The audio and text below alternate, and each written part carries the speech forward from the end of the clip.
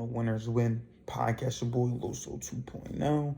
And today, you're getting the copy guide because I'm going here to talk about 23 powerful copy elements and then explaining them.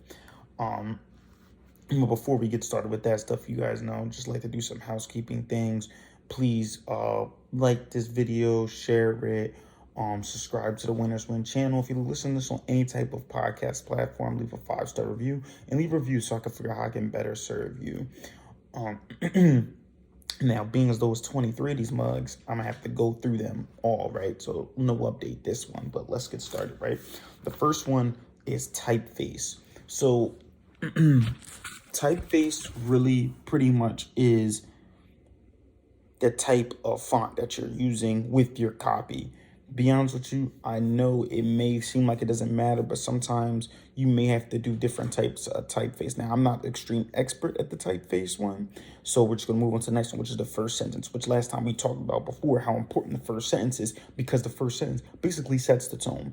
You want it to be short, choppy, and then pretty much gets them interest first, like exciting them as well, just getting them drawn into the copy. So that's really what the first sentence is for.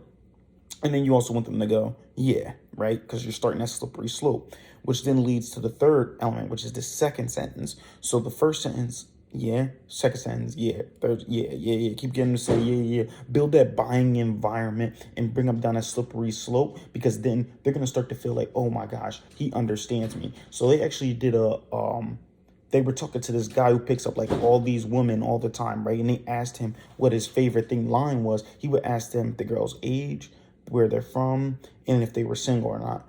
And then he would say, repeat it back to them like, hey, so you're just a 23-year-old woman. My apologies, my alarm for 7. You're a 23-year-old woman in the city looking for love. And that would get them every single time because he just repeated back to them what they thought. But that's what getting them in that that buying environment, right? The fourth is paragraph headings. So you also want to have sometimes paragraph headings as well to break it down. The copy, especially if it's longer form, like this is for sales letters, really. 5 is product explanation. Remember, confused mind doesn't buy. You don't, at this point, you want to explain them what the product is, what they'll be getting, and explain it in as much detail as you can, so that way they have no questions. Because remember, when you're actually building a sales letter, it's as if you're the salesperson, you're talking to them, so you have to answer all their questions that they may possibly have.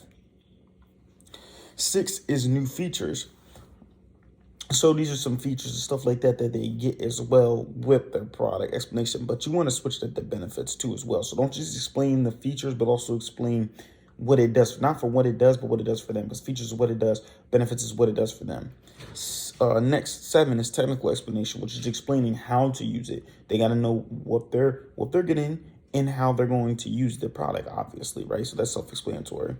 8 is anticipate objections. Like I said before, when you're writing copy, you don't have the ability to just answer any objections. Like they may have an objection, throw it at you. You have to really think about every single objection that you possibly might get from the customer. So that's why sales copy is basically a good example is getting your best salesperson and then creating that, right?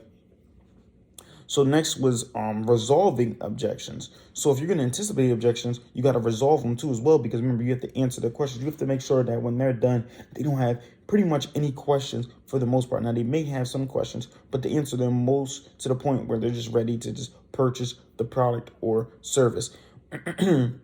Next is gender. So you also got to know what the gender is that you're talking to, which pretty much goes to back to actually doing your research beforehand, right?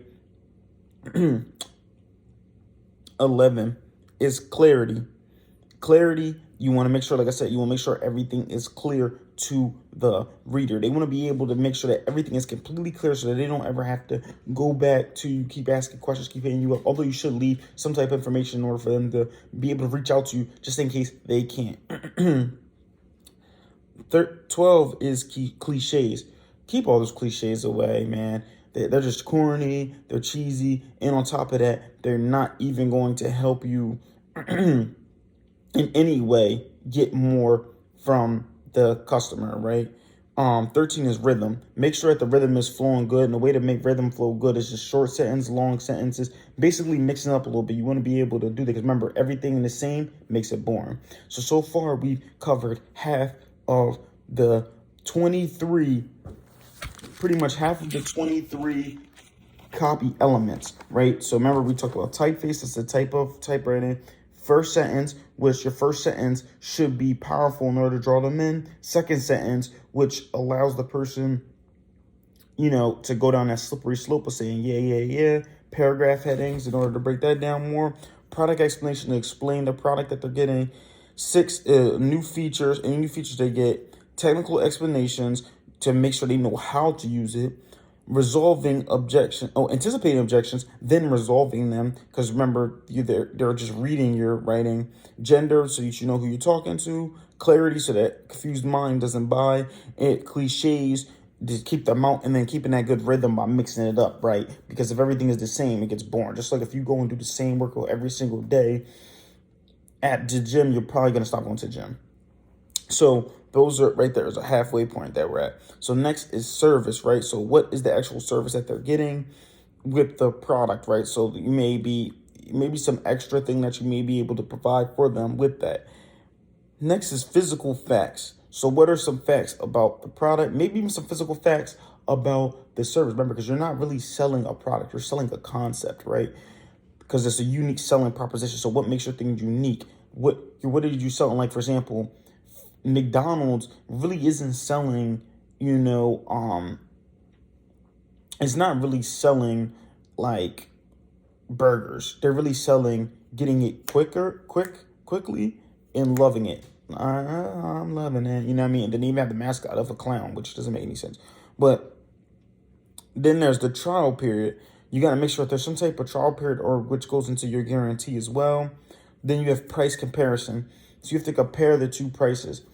Or compare the prices of other things. This kind of pretty much goes to showing, I feel like in a way you're comparing it to maybe, all right, so what if you don't use this product? So what if you don't do the 2.0 challenge? Or what if you don't do this, that, and the third, right? What it's going to do is it's going to slow down your progress for this. This is what it's costing you to do this. Testimonies, definitely, because you want to show that other people were successful with doing your product or service. Then you have price. You actually want the actual price of it, but you just don't want to just throw it out there, but you want the price of actually your product or service, right? So you want to do the value first, and then you know how it goes, like, this is worth 1,000, this is worth 1,000, this is worth 1,000. You're getting all three of these for 3,000 is the value, but you're getting it for 300, right? Because you want to 10x it. Then you got to avoid saying too much, right? Because remember, if you talk too much, a good close difference between a closer and a salesperson. Actually was talking to a sales associate with this, is that a salesperson talks way too much. A closer asks the right questions and talks just enough, right? And then you want the ordering process very, very easy going. You want the ease of ordering just to get them right through that real quick. And then you want to ask for the order, of course, because you want to have some type of call to action. You don't want to just go through this whole entire thing, process everything, explain, and then at the end it's just like, okay, cool, so you sent along your way. No, you actually have to ask for it, because closed mouths do not get fed. Now, these are 23 of the powerful copy elements explained, right? So what I want you guys to do, right, is I want you guys to comment which one is your favorite of the 23, right? Continue to like this video, continue sharing it. Like I said, any podcast, if you listen to any podcast platform, 5-star review, leave a review below. And then on top of that, I also want you guys to subscribe to Winners Win channel. Keep killing the day, guys. Winners win and losers lose, and you pray for success like this. 2.0.